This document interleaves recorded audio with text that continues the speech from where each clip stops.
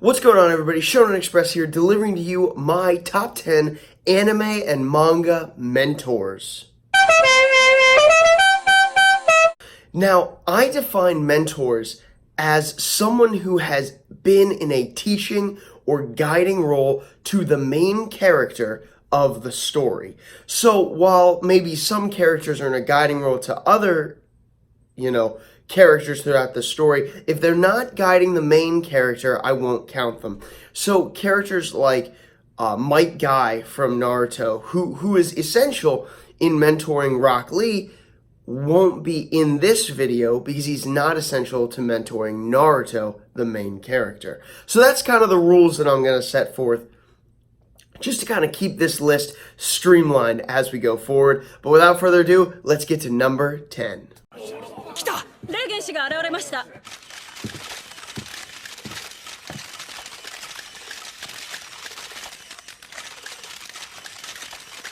Regan is an extremely interesting character. I will say that I haven't read the webcomic for Mob Psycho 100 at all, but I have watched both Season 1 and 2 of the anime for Mob Psycho 100. Season 2 was incredible, and Regan's development in Season 2 was amazing. I think that he's a great mentor character for Mob.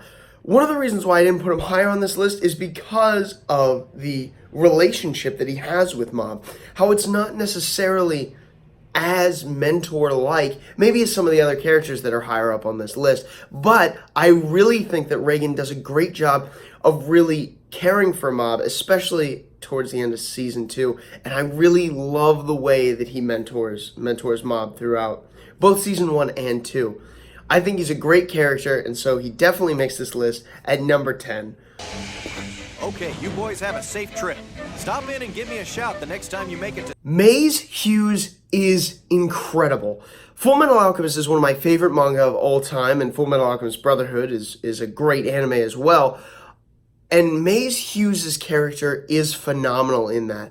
I think that he's definitely a solid mentor for Ed and Al throughout the series, but certainly in the beginning part. I'm going to try to stay as spoiler-free as I can. If you haven't read Fullmetal Alchemist, do that, please.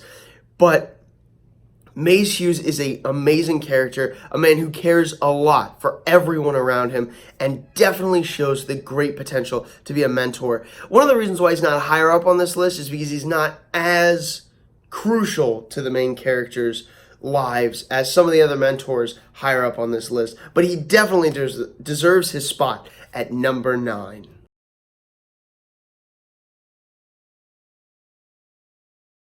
Oki is incredible.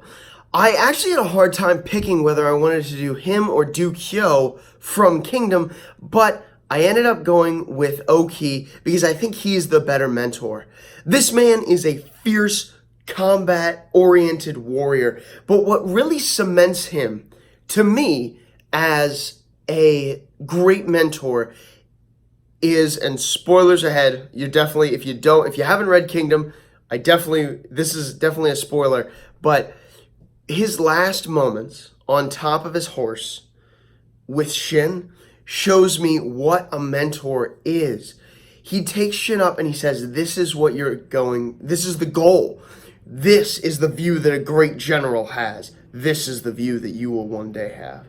And he entrusts his glaive to Shin. That is an awesome mentor, and definitely someone deserving to be on this spot. And so I think he definitely deserves the number 8 spot on my list. This time I won't go easy.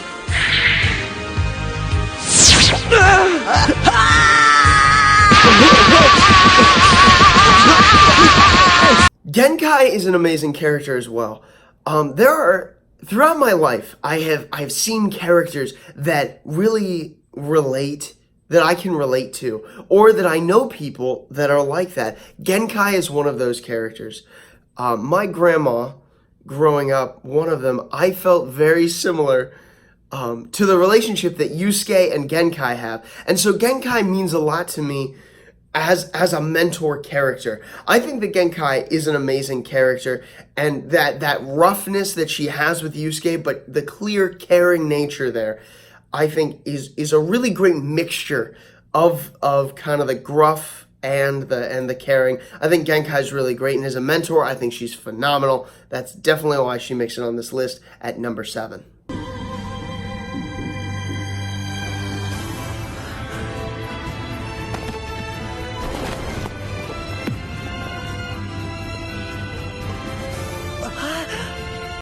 Iskander, or Ryder, as he's more commonly known, from Fate Zero, is an incredible mentor. This man has the charisma of just anything. He's the king of conquerors, and he's based off of Alexander the Great, a real historical figure. But what really makes him a mentor is the way that he interacts with Waver. Waver is the guy who summons him for the Holy Grail War, if you don't already know. And he acts like a mentor to Waver. Now, there's no real main character of Fate Zero, and that's why I allowed him to be part of this list. Because Waver, debatably could be one of the main characters. It doesn't necessarily follow one character in particular. But Ryder, throughout his trip with Waver, is trying to make Waver a better man. He's trying to improve Waver's abilities, and he succeeds in doing that. In fact, one of the moments that really stuck out to me as a great mentor moment is when they go and they find the lair of Castor and his master, and how they've killed a bunch of children down there. And Ryder actually covers Waver's eyes and says, don't look. No one should have to see this. And when Waver does look, he immediately vomits. And he gets upset. He's like, why aren't you vomiting? And Ryder goes, I've seen worse. I've seen this. He presents an amazing leader to Waver, and an amazing example to follow. And if you are watching the case files of Lord El Malloy II, which you should be watching because it's great, Waver has been impacted immensely by his experiences in the Holy Grail War with Ryder. And so I definitely think that Iskander deserves the spot of number 6 on this list. 逃げるだと？なめんなよ。俺を誰だと思ってる？泣く子も黙るグレンダンの神名様だ。敵に後ろ見。Kamina is maybe my favorite character of all time from anything, but he made it to this spot on the list because specifically I'm looking at mentors. Kamina is an amazing character. As I said, I have, one of my only figures here is of Kamina. And so I love Kamina. And I think he is a mentor. Simone is the main character of Gurren Lagann for sure, but Kamina then would be Simone's mentor.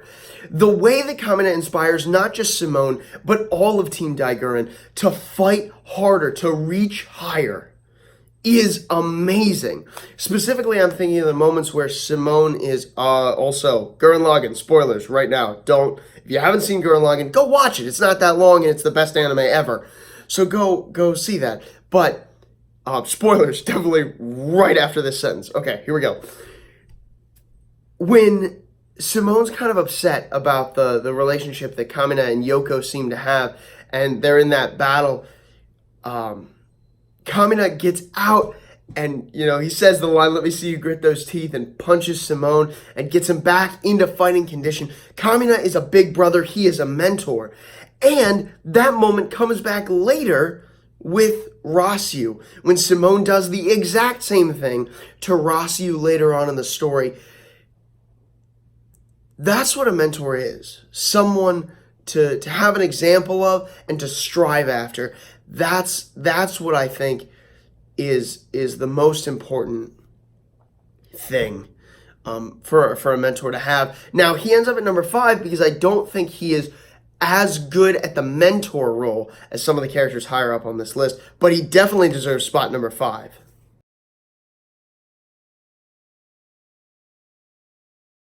Genji Kumazawa is an amazing character. If you haven't read Hajime no Ippo, it is a long series. I think right now we have 1,271 chapters right now.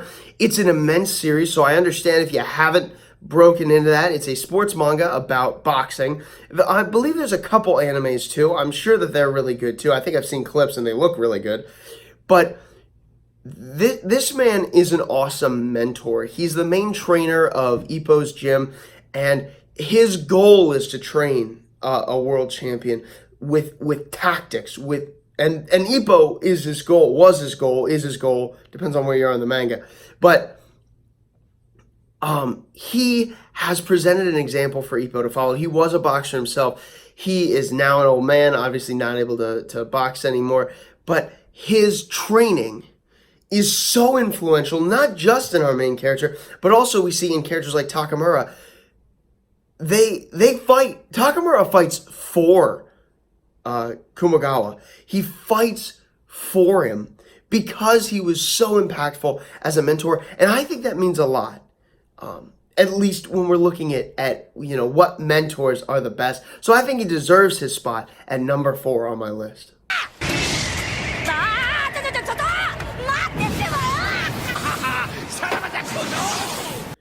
Jiraiya. It was difficult to put Jiraiya this low. I am a huge Naruto fan. Naruto was the second manga that I ever read. So I'm a huge Naruto fan. And Jiraiya is actually my favorite character in all of Naruto. But I definitely think he deserves to be this high on the list. Jiraiya as a mentor is phenomenal. We see it in little things like when he's training Naruto and to do the Rasengan, right? And he comes back and Naruto's like, oh, stay here and eat with me. And Jiraiya's like, what are you doing, you moron? We got stuff to do. And so he goes off into town. He comes back with that popsicle and he splits it, just like the kid did in town. Jiraiya understands the pain that Naruto's in, and he wants to be a paternal figure. And we even see him later when he talks with Tsunade about Minato and about how he trained both him and Naruto. He says, it feels like Naruto is my grandson. And I think that Jiraiya treats Naruto like his grandson. Jiraiya believes so much in Naruto that spoilers ahead for Naruto. I almost spilled the beans. If you haven't seen or read Naruto, it's been out for a long time, but definitely I would read it. I really like it, but spoilers right now. When Jiraiya is dying, his very last act is to ensure that Naruto has the information he needs to be able to win. I think that's awesome, and I think actually his whole character is set up to be a mentor. I mean, the prophecy that is about him is that he will train the savior or destroyer of the world, and that he will have to make a choice as the mentor which one it'll be, and he makes that choice at the very end of his life. That was such a mentoring thing to do. I really love Jiraiya. I really think it's great that Jiraiya is back, and I think that I'm glad they didn't bring him back as a reanimated shinobi in the Fourth Shinobi World War, because his character arc was very well wrapped up in his own life. He was a man who, despite being lecherous, really was selfless and focused on mentoring, and that's why I think he deserves the spot at number 3. それではホームルームを始めます。日直の人は号令。 Coming in at number 2, obviously, Kurosensei. Kurosensei is an amazing character. If you haven't read Assassination Classroom, go do that for sure. I don't know about the anime. I haven't actually seen the anime, but definitely I would go, or I've only seen season 1, I think. But I'd go and I'd read it at least. It's not that long of a manga, but it's definitely a great manga. I really like Kurosensei, and I do really think he's one of the best mentors in all of anime and manga. Now, I can't go any further without spoiling a lot about Assassination Classroom. So like I said, if you haven't read it, go read it now. Come back to this video and you can see what I have to say about Kurosensei. But it is so amazing how great a mentor he is.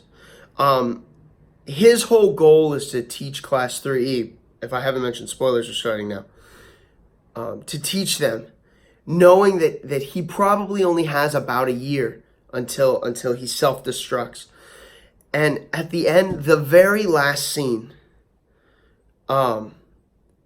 is what is maybe the most telling and touching of the things that he does. Class 3 finally they pin him down. Nagisa, the main character, is about to stab him to end his life. And Nagisa gets hyped up and angry and is about to stab him, and Kurosensei reaches up and just touches him and calms him down and said, don't do it like that. That is amazing. That one moment could have set Nagisa on an entirely different path. Nagisa was could have been a great assassin, and if not for that moment, I'm not sure that he would have become a teacher like he was supposed to. He could have become assassin. He could have lived a dark life, just like Kurosensei had before he was turned into, what he is. But that one moment, he taught all of his class not to do this out of anger, not to lose control. And that's just one of the lessons, one of the biggest lessons I think he taught them. But almost every episode has a different lesson. He spends so much time with the individual kids, not just Nagisa, all of them, that it's miraculous, and he definitely deserves a spot at number 2. So, Top thinks you give pretty good advice. And great tea. The key to both is proper aging. Now, a lot of people don't think Avatar: The Last Airbender is an anime. I highly disagree. It's definitely an anime, but I'm not here to argue that. There are tons of videos on YouTube for and against whether Avatar is an anime. I consider it an anime, so I consider Iroh to be able to make this list.